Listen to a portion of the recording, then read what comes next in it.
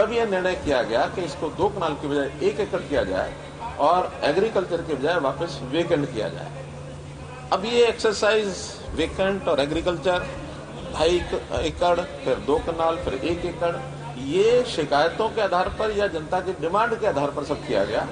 हेतु एक ही था कि मशरूमिंग कॉलोनीज की ना हो, क्योंकि लगातार पिछली हुड्डा सरकार ने भी बहुत सी कॉलोनियों को रेगुलर किया, फिर हमने भी एक बार 750 कॉलोनीज उसको रेगुलराइज किया और अभी भी हमने दोबारा से लोगों से रजिस्ट्रेशन करवाया है, तो 1300 कॉलोनीज ऐसी हैं जो अनअप्रूव्ड कॉलोनीज है जिसकी रेगुलराइजेशन लोग मांग रहे हैं। इन सब बातों को ध्यान में रखते हुए और ये रेस्ट्रिक्शन किया जाए कि हम इसका ऑनलाइन सिस्टम बनाएं और एनओसी जरूर लेनी पड़े। एनओसी के बिना कोई भी चीज ना हो, ऑनलाइन करने से थोड़ा इस पर चेक लगेगा। सितंबर 2020 में 21 में 1.5 महीने तक रजिस्ट्रियां बंद रखी और ऑनलाइन सारा सिस्टम बनाया। पोर्टल पर ही रेवेन्यू रिकॉर्ड के हिसाब से उस जमीन की नेचर, अब न तो कोई पटवारी बदल सकता, न उसको रजिस्ट्री क्लर्क बदल सकता, न उसको तहसीलदार बदल सकता, क्योंकि नीचे जो भी जिसको कहना चाहिए ऑफलाइन मोड से और उस डॉक्यूमेंट्स के साथ छेड़खानी ये की जाने लगी। हमें अगस्त में ये शिकायत मिली, सबसे पहले गुरुग्राम की मिली, उसमें सत्यता पाई गई और उसके अंदर कुछ तहसीलदार, कुछ नायब तहसीलदार, इनको हमने सस्पेंड किया, इनके ऊपर केस हुए, एफआईआर हुई, लेकिन कोर्ट से उनकी बहाली भी हुई है, केस अभी चल रहे हैं। इस बीच में ध्यान में आया कि ये केवल यहाँ हो रही है कठिनाई, ऐसा नहीं, ये सारे प्रदेश में कहीं ना कहीं इस प्रकार की चीजें चल रही हैं, शिकायतें बहुत मिली। तो हमने उसको अगस्त 2020 में ही सभी एफसीआर और डीसीज और डिविजनल कमिश्नर्स उनको पत्र लिखे कि ऐसी जिसमें एनओसी नहीं ली गई और इन लोगों ने रजिस्ट्रियां की हैं किसी भी मिलीभगत के कारण से, इसकी सब जानकारी ली जाए। लगभग 68,000 रजिस्ट्रीज 4 साल में 2017 से अब तक ऐसी 68,000 रजिस्ट्रीज मिली जिसके अंदर एनओसी में कहीं ना कोई गड़बड़ पाई गई है और लगभग 300 के लगभग इसमें चाहे तहसीलदार हो, नायब तहसीलदार हो, पटवारी हो या रजिस्ट्रेशन क्लर्क हो, इनकी कहीं ना कहीं इसके अंदर फॉल्ट है। अब इस फॉल्ट के बाद ये इंक्वायरी हमने शुरू की है। पहली बात तो यह है कि ये इंक्वायरी जैसे हमको शिकायत प्राप्त होती है उसी समय अलर्ट होकर के कि इसके अंदर गड़बड़ हमने रोकनी है। हेतु है मशरूमिंग ऑफ जो अनडेवलप्ड कंट्री वो कॉलोनीज हैं, अनऑथराइज्ड कॉलोनीज, ये नहीं बढ़नी चाहिए। प्लान्ड जो सिस्टम है वो बनना चाहिए और इसके लिए हमने कई स्कीमें भी बनाई। दीनदयाल उपाध्याय इसमें स्कीम, दीनदयाल उपाध्याय आवास योजना वो इसी का हिस्सा है और जो अफोर्डेबल हाउसिंग स्कीम है वो इसी का हिस्सा है। हाउसिंग बोर्ड के माध्यम से मकान बना के दिए जाए गरीब आदमियों को, वो इसी का हिस्सा है। प्रधानमंत्री आवास योजना शहरी ग्रामीण वो इसी का हिस्सा है, ताकि गरीब लोगों को सस्ते मकान मिले लेकिन अनप्लान्ड ग्रोथ ये ना हो। अब ये जो सारी गड़बड़ें ध्यान में आई, इसके अंदर कहीं ना कहीं भ्रष्टाचार की बातें भी सामने आई कि कुछ लोग इसमें से यानी मिसलीड करके गलत तथ्य दिखा करके रजिस्ट्रियां करते हैं। पहली बात तो इसमें रजिस्ट्री होती है, स्टैम्प ड्यूटी की चोरी नहीं है, लेकिन वो रजिस्ट्रियां जब होती हैं तो उसमें डेवलपमेंट चार्ज जो म्यूनिसिपैलिटीज को मिलना चाहिए वो नहीं लिया गया और उसके अंदर रास्ते निकाल करके बिना एनओसी के रजिस्ट्रियां की गई है। इस सारे को आधार मान करके अब उन सबसे एक्सप्लेनेशन कॉल मांगी गई है कि तहसीलदार, नायब तहसीलदार, एफसीआर ने 15 दिन का समय दिया है कि उसको एक्सप्लेनेशन देना पड़ेगा और नीचे जो रजिस्ट्री क्लर्क हैं या पटवारी हैं वो डीसीज को कहा है कि वो उनको नोटिस देकर के 15 दिन का और नोटिस देकर के उनके एक्सप्लेनेशन मांग रहे हैं। जैसे उनके एक्सप्लेनेशन मिलेंगे निश्चित रूप से उनके ऊपर जो कार्रवाई बनेगी वो करेंगे, किसी प्रकार की कोई ढिलाई नहीं बरतेंगे। इस बीच में हमारी जो एजेंसीज हैं, चाहे वो सिविल फ्लाइंग स्क्वाड है, चाहे विजिलेंस है, वो भी एक्टिव हुए और जो उनके पास प्रमाणित चीजें मिली उन प्रमाणित चीजों के आधार पर, इंफॉर्मेशन के आधार पर, और उन्होंने सीधा रेड हैंडेड पकड़ा, जिसके परिणाम स्वरूप एक डीटीपी करनाल, तहसीलदार करनाल और 2 जेईस 4 लोगों को पकड़ लिया है। उन चारों के इंटरोगेशन चल रही है। उसमें और कौन कौन आगे मिली भगत में आएंगे, किसी को छोड़ा नहीं जाएगा। मेरा कहने का मतलब यह है कि हम भ्रष्टाचार के खिलाफ जो जानकारी कहीं से मिलेगी उस जानकारी के आधार पर आगे बढ़ेंगे। कोई विपक्ष के लोग हमको जानकारियां नहीं दे रहे। आज हमारे किरण चौधरी जी ने कहा कि आपने माना है कि 68,000 या 58,000 ये रजिस्ट्रियां गलत हुई हैं। मैंने कहीं माना नहीं है, हमने इसको जाना है। मानने और जानने में अंतर इतना ही होता है कि कोई हमें और आके बताए तो हम माने। We have accepted the information given by opposition, नहीं, ये हमने अपने आप इन जानकारियों को प्राप्त किया है अपने सिस्टम से। पब्लिक की ओर से शिकायतें मिलती हैं, उनकी ओर से इसको एक इंफॉर्मेशन हमने जनरेट की है कि कैसे कैसे गड़बड़ हुई है। और इसमें विपक्ष कोई कल को अपना श्रेय लेने की कोशिश करे और अपने कॉलर ऊंचा खड़ा करे, कोई अर्थ नहीं करने का, क्योंकि इनका इतिहास वो भी हमारे सामने है। और जब उन्होंने बहुत शोर किया तो मुझे कहना पड़ा कि अब ये जो रजिस्ट्रियों की एनओसी है, मुझे तो लगता है कि पहले कभी एनओसी का कोई प्रचलन रहा ही नहीं होगा, तो हम बहुत ज्यादा बैक तो नहीं, लेकिन 2010 से 2016 की ये जानकारियां भी लेंगे। और 2010 से 2016 तक कितनी रजिस्ट्रियां हुई, कितने उसमें एनओसी प्राप्त किए गए, जो जो पैरामीटर उस समय के थे, उस पैरामीटर के हिसाब से कितने उसमें रिकॉर्ड में आएंगे।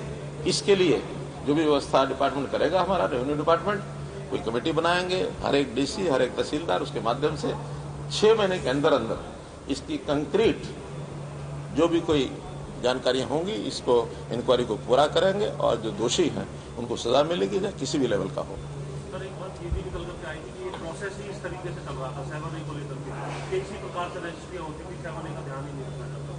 उसको 2017 के बाद इम्प्लीमेंट किया गया या उससे पहले से ही इस तरीके से था? नहीं, ये तो पहले से प्रावधान है 1975 से, लेकिन कभी किसी ने ध्यान नहीं किया और इसी में से रजिस्ट्रियां हो जाती थी। और रजिस्ट्री होकर के वो अनऑथराइज्ड मकान भी बनाते थे, कोई डेवलपमेंट चार्ज भी मिलता नहीं था, कमेटियां जो है दुर्गति उनकी होती थी, उनको सब प्रकार की सुविधाएं वहां देनी पड़ती थी, वहां सड़कें भी देनी है, वहां सीवरेज भी देना है, वहां गली पानी भी देना है, वहां लाइट भी देनी है, सब देना पड़ता है। 1 एकड़ के ऊपर लगभग, यानी 1 स्क्वायर मीटर के ऊपर लगभग 2500 रुपए का खर्च 1 स्क्वायर मीटर पर इन व्यवस्थाओं को डेवलप करने का आता है। अब 2500 रुपया तो कोई देगा नहीं, हमारे यहाँ कहीं 200, कहीं 300, कहीं 500। अब आकर के हमने किया था कि 5% ऑफ कलेक्टर रेट, और ये 2018 से ये तय है 5% ऑफ कलेक्टर रेट। अगर 10,000 है तो 500 रुपया, 20,000 है तो 1,000 रुपया। यानी ये उस मात्रा में भी नहीं है जितना खर्च में आता है, क्योंकि आज कोई भी डेवलपर है, चाहे छोटा है चाहे बड़ा है, उसको ईडीसी इसी काम के लिए देनी पड़ती है, डेवलपमेंट चार्ज के नाते। तो डेवलपमेंट चार्ज के नाते कोई भरेगा और वो वहां एक डेवलपमेंट कॉलोनी बनेगी, उसके मुकाबले में ये जो अनऑथराइज कॉलोनी है इसको तो कुछ नहीं देना पड़ता। 5% चल रहा है, ये 2018 से चल रहा है। बीच में आया था कि सरकार ने वापस नहीं किया। क्या हुआ, डिपार्टमेंट पहले इसमें ये था कि एक रेट भी तय किया गया था, एब्सोल्यूट रेट 120, 150, 200, 250, 300, और नोटिस ये है कि आइदर दिस रेट और 5% of collector rate whichever is higher. तो वो सब जगह 5% की रजिस्ट्रियां चल रही थी, लेकिन बीच में हमारे डिपार्टमेंट ने उसमें आधा पोर्शन जो पहले वाला वो खत्म कर दिया और केवल 5% कर दिया, जो कि तुरंत करने की कोई आवश्यकता नहीं थी, पहले से वो लागू था। सर, एक ये बताएं कि 68,000 रजिस्ट्रियां, जैसे आपने कहा कि खुद से जाना है, इसको रोकने के लिए सिस्टम क्या इजाद किया है? अब सिस्टम जो बना है इस समय चूंकि ऑनलाइन हो गया है, ऑनलाइन होने के बाद, ठीक आंकड़ा तो मैं नहीं बता सकता, लेकिन ऑनलाइन होने के बाद कोई एनओसी के बिना रजिस्ट्री हुई होगी ऐसा नहीं है। लेकिन हाँ, जिस लैंड को हमने वेकेंट दिखाया है उसको वेकेंट की बजाय कुछ और दिखा करके, बरानी दिखाकर, कुछ और दिखाकर, क्योंकि ये रिकॉर्ड चेंज करने में अभी भी मैनुअली रिकॉर्ड करने का जो विषय चल रहा है, इसको हम ऑनलाइन रेवेन्यू रिकॉर्ड के साथ जोड़ करके कोई उसको चेंज नहीं कर सकता। जो एक बार फिक्स हो गया उसी का रिकॉर्ड मिलेगा। इसमें अगर कोई हमको चेंज भी करनी पड़ेगी, अभी तो नेगेटिव है कि वो बरानी यानी वो नहीं होनी चाहिए, एग्रीकल्चर लैंड नहीं होनी चाहिए या ओपन लैंड नहीं होनी चाहिए, इसको पॉजिटिव ढंग से भी लाया जा सकता है कि वो अगर एग्रीकल्चर है तो हो जाए, वो अगर रेजिडेंशियल है तो छोटा प्लॉट नहीं करना, या कोई इंडस्ट्रियल है तो छोटा प्लॉट नहीं करना। तो इस प्रकार के पॉजिटिव कोई ना कोई संशोधन इसमें करके ताकि गलती करने के जो चांस है वो खत्म हो जाए और कोई मैनिपुलेट भी इसको ना कर सके। सदन में चर्चा कर रहे थे सर, तो आपकी जो जीरो टॉलरेंस की नीति है भ्रष्टाचार के खिलाफ, उसके ऊपर विपक्ष के तमाम सदस्य जो है वो हमला कर रहे थे और ये कह रहे थे कि आपके गृह जिले में 100 करोड़ का तहसीलदार पकड़ा गया, एडीपी पकड़ा गया, ऐसे ही प्रदेश में तहसीलदारों को एडिशनल चार्ज दिए हुए, तहसीलदार भ्रष्टाचार में जगह जगह संलिप्त है। यानी सर ये विपक्ष के जो आरोप है ब्यूरोक्रेसी में भ्रष्टाचार की, इस पर आप पहली बात तो ये है कि ये कौन पकड़ रहा है, ये हम ही पकड़ रहे हैं, ये कोई और नहीं पकड़ रहा। और कोई गलती अगर अपने समय हो रही है और उसको हम पकड़ रहे हैं तो ये हमारे लिए डिस्क्रेडिट की बात नहीं, हमारे लिए क्रेडिट की बात है कि हम अपने समय में भी कोई गलत काम नहीं होने देंगे। आंख हो जल पहाड़ हो जल, कोई चीज नजर नहीं आई, पता नहीं लगी, बिन देखे मानो मक्खी भी खाई जाएगी, तो उसका दोष नहीं है। लेकिन अगर हमें बाद में भी पता लगेगा इसने गड़बड़ की है तो इंक्वायरी में सारी चीजें आएंगी। और आज तो मैंने कह दिया ये गड़बड़े हमारे समय में हुई उसको तो छोड़ेंगे नहीं, लेकिन अब ये 2016 से लेके यानी 2010 से लेके 16 तक उनको भी नहीं छोड़ेंगे।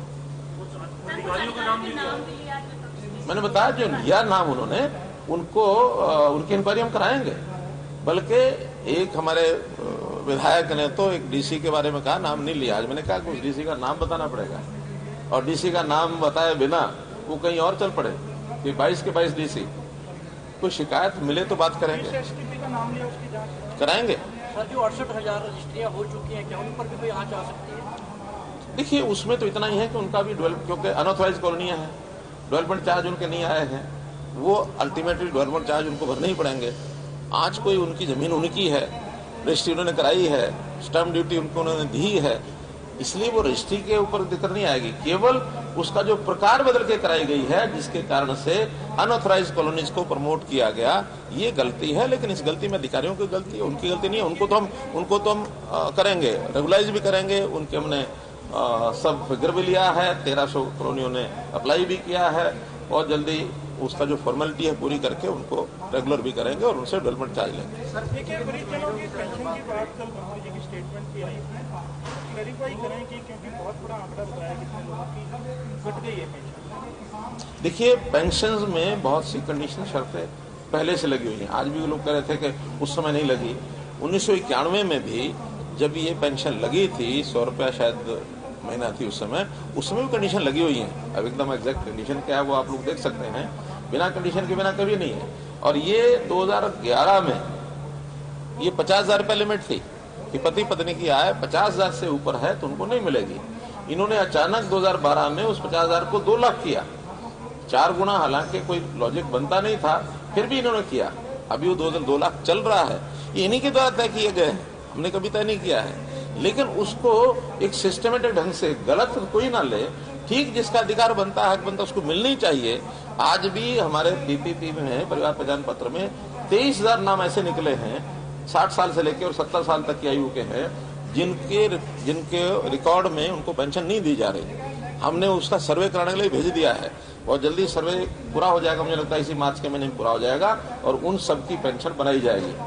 उसमें अभी जो जानकारी मिली है, जब सर्वे करने के लिए गए तो मैं उन कपल्स को या उस वृद्ध आयु के व्यक्ति को धन्यवाद करता हूं, उसका आभार प्रकट करता हूं जिन्होंने मना किया है कि हमको ये 2,500 रुपये पेंशन नहीं चाहिए। ऐसे भी चाहे थोड़े केस है, ऐसे केसेस हैं, तो इस डाटा को ठीक किया जा रहा है।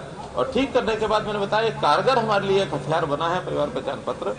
किसी का अधिकार बनता है उसको जरूर मिलेगा, लेकिन अनाधिकार चेष्टा से अपात्र व्यक्ति कोई लाभ ले रहा होगा उसको चेक किया जाएगा। ये सारी शर्तें लगाई जाएंगी।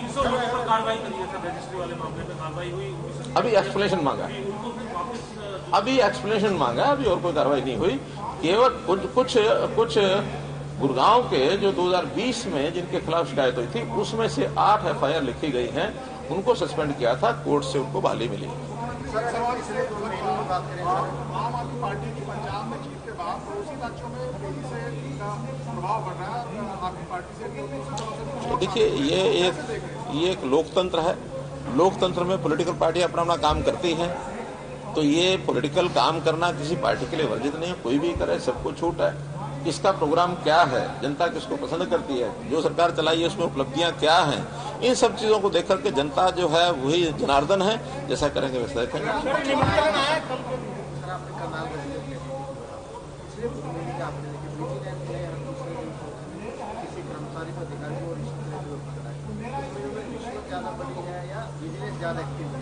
रिश्वतें तो मुझे लगता है जितनी पहले चल रही थी वही, बल्कि कुछ ना कुछ कम हुई है। लेकिन जब कम होती हैं उस समय डर बैठता है, और कुछ लोगों का कहना यह है कि जब सख्ती होती है रेट बढ़ता है। तो ये कोई भी बात हो सकती है, लेकिन आज भी हम अपने आप इन चीजों को लेकर आगे बढ़ रहे हैं, चाहे हमारा विजिलेंस डिपार्टमेंट में है, चाहे हमारा सीएम फ्लाइंग स्क्वाड है। हमने तो डिस्ट्रिक्ट विजिलेंस टीम्स इनको ही मौजूद किया कि नीचे डिस्ट्रिक्ट के अंदर जो गड़बड़े होती हैं आप सारे केसेस उनको जाएंगे, क्योंकि सारा वजन अगर हम अकेले स्टेट के जो हमारा स्टेट विजिलेंस बोर्ड है, ब्यूरो है, उस तक पहुंचाएंगे तो बहुत बड़ी संख्या में बार लगता है। तो हमने डिस्ट्रिक्ट विजिलेंस टीम्स को एक्टिव किया है ताकि वो भी उसमें अपनी भूमिका निभाए और नीचे के सारे केसेस पंचायत लेवल के, म्यूनिसिपैलिटी लेवल के या छोटे छोटे केसेस सब वहीं हल हो जाएं।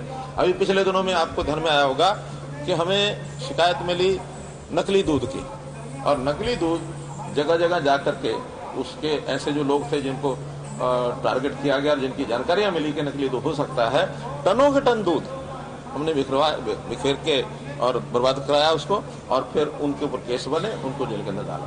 तो इस प्रकार की ये जो लड़ाई है हमारी भ्रष्टाचार के, ये लगातार मजबूती से हम लड़ेंगे। और अब इसकी समय सीमा तो नहीं बांध सकता मैं, लेकिन जनता में जागरण भी करना पड़ेगा और दोषी व्यक्तियों को सजा भी देनी पड़ेगी। धन्यवाद।